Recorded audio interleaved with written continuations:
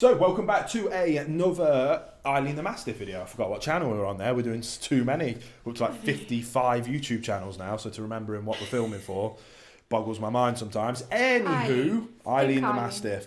This was kind of going to be a Q&A video, but it was like one question that we thought needed a dedicated video. So I'll let you kind of ask the question. This is one of the rare ones where I know what this video is going to be about, and then I'll jump in because this is kind of one for me really, isn't it? It is. So basically, why we chose our breeder. Why we chose our breeder. Should we start by, so our breeder, because we have touched on this before, we're not keeping it secret in any way. Do you want to show so people, because I think it's hard to say what we're saying. It was Wombloo Mastiffs, that's their website, and you just Google that, you'll find them. Wombloo Mastiffs was our breeder. Now, English Mastiffs, funnily enough, in England are really rare, and they're really hard. There's a few breeders that we found. A couple of them kind of never really got back to me when I reached out to them, and you might be aware that I had a deposit on a puppy in Italy, because that was the only breeder that got back to me. Went through the process of like, do I want this person to be my breeder? Ticked all my boxes, seemed incredible, but then we had that issue with them having to be 16 weeks before they were allowed to be imported into the UK, which was completely my fault. I just didn't know that that was the rule. And we wanted them earlier than that. For socialisation, as I'm not going to sit here and in every video preach about the importance of early socialisation and then not do it myself. It wasn't acceptable, so I lost the deposit on that dog, and we kind of went back to the drawing board, which is why it took so long. So I was doing more research, and then I stumbled on to Wombloo Mastiffs just through researching, trying to find what I wanted was genuinely was the best English Mastiff in the world. If you don't know, our old Connie Corso Mabel passed away from a hereditary heart defect at just 4 months old. Now, I have always been an advocate for, when it comes to breeders, professional breeders, and we'll go back further, was just kind of out of our price range. If we're being completely honest, we couldn't afford it. We weren't in a position to kind of look into professional breeders charging premiums for their extremely high quality dogs. So we were looking elsewhere, and we'd go on websites like Pets for Homes that most people in the UK use, and we'd find breeders that were more what you would class as probably hobby breeders.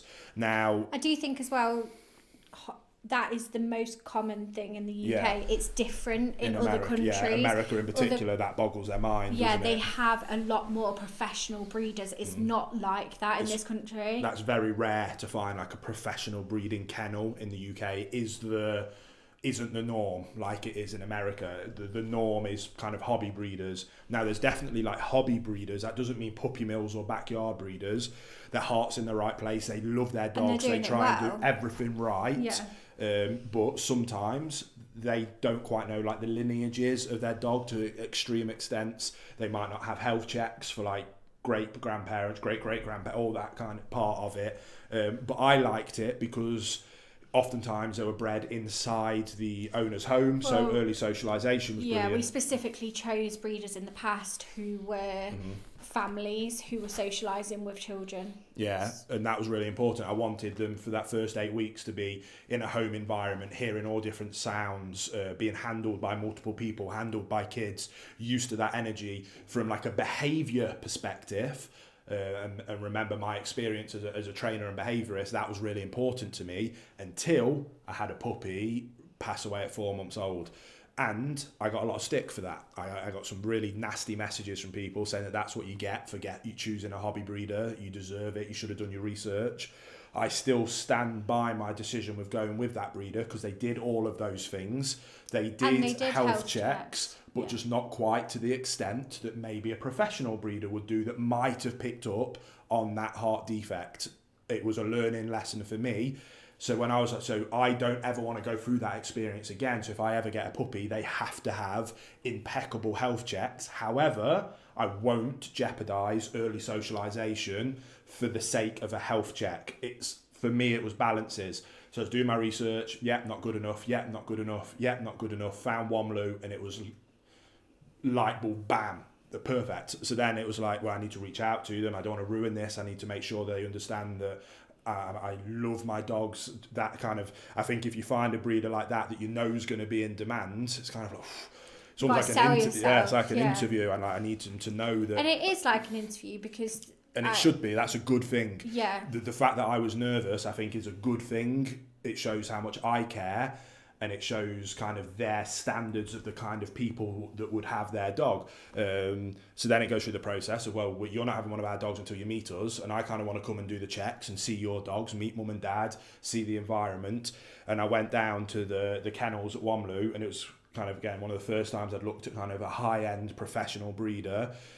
What the vision I had in my head of kind of more like an RSPCA centre for professional breeders, they blew my mind. And I paid full price for Eileen. There's no deals whatsoever through being a YouTuber or anything.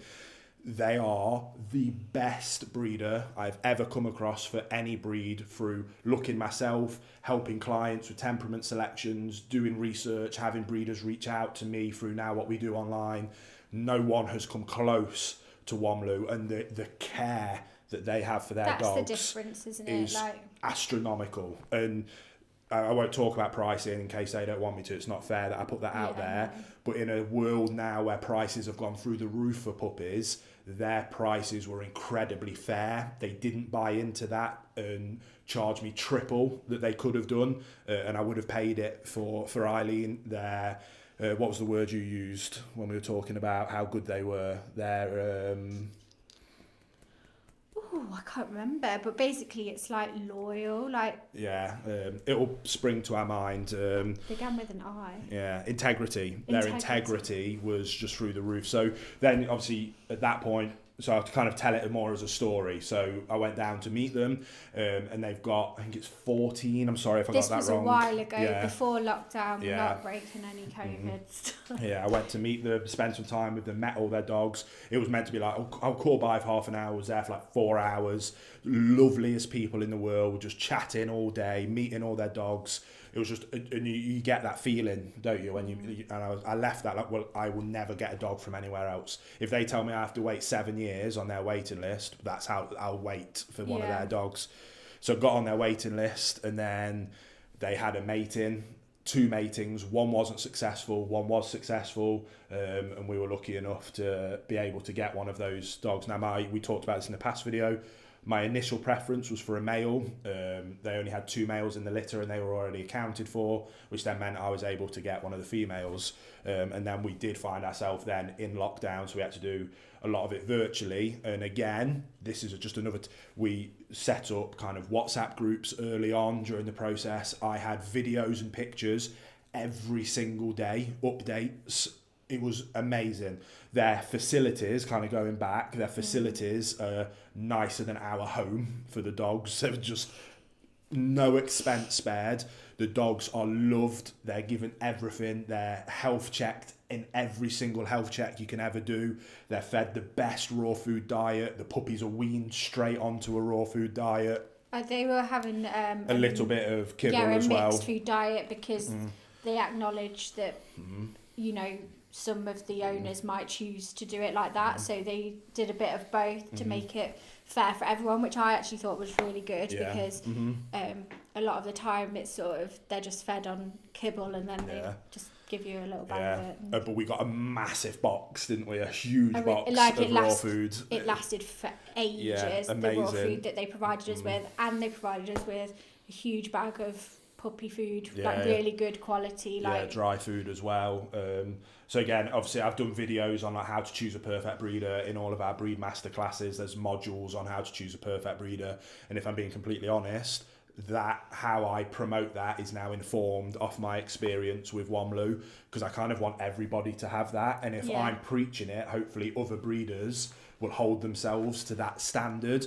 And if our little kind of community on the internet can start that trickling out of people going, no, I don't want to go and get my dog from you because I want a dog from a breeder like Wamloo, even if you're over in America, if that can just make a little impact of raising the standards of breeding and making people aware of doing it. And it's like I say, it's a process that we went through, and a process from kind of being in a position where we've been together for a long time now and been through thick and thin. We've been very poor. We're doing a bit better now, so we were able to kind of explore these avenues.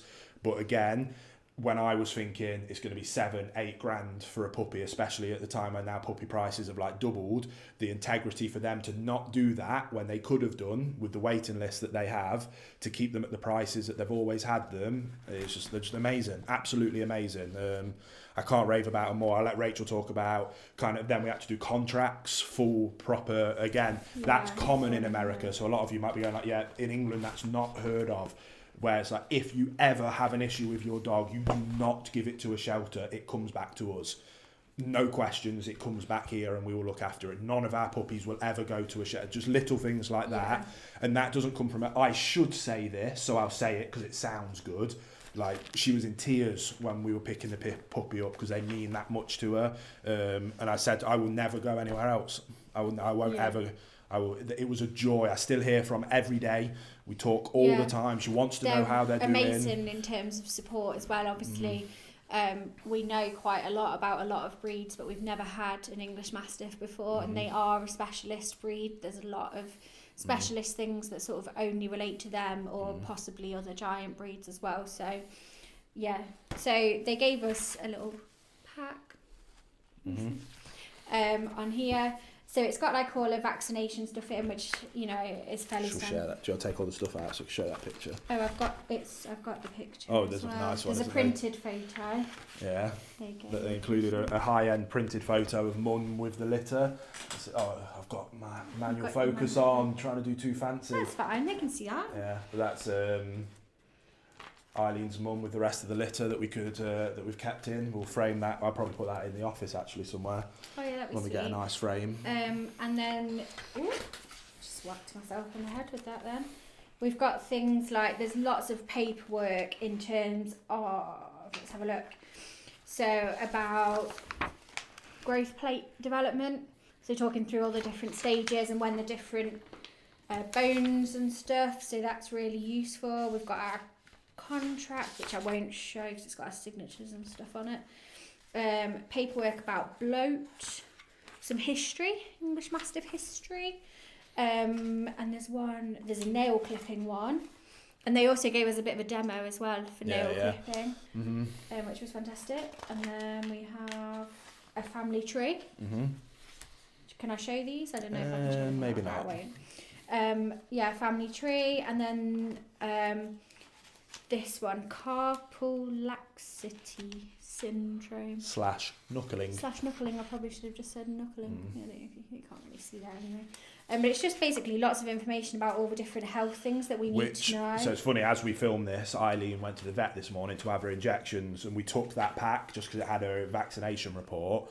And the vet came, we weren't allowed to go in, so we had to hand her over at the door, and then because of COVID-y stuff, and the vet came back out with her and was talking to me, and she was blown away.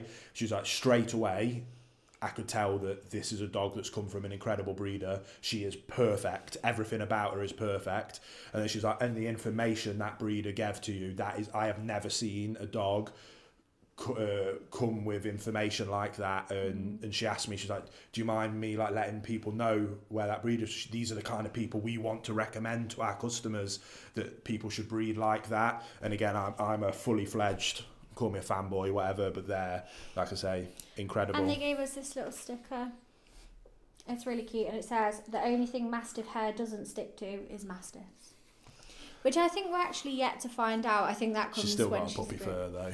Yeah, when she's a bit older. She's still super silky. But yeah, that's kind of, I know that's kind of turned into... That's why we chose our breeder. Me fangirling over Wombloo Mastiffs, but they've set up an Instagram now, so they didn't really use Instagram before, but if you want to follow them, they are on Instagram. And their adult dogs are amazing. We're going to do more videos when lockdowns and stuff ease. We're going to take Eileen back and reunite with Mum, and they kept one of the litter, so Eileen will be able to reunite with her sister. Maybe some other siblings as well. Yeah, and then obviously, I'd love to do a full meet-up, maybe get everybody to come over to our farm when we're allowed to, so we can do a full sibling meet-up. It'd be awesome. But best breeder I've ever encountered. I'll never go anywhere else. Nothing but good things to say.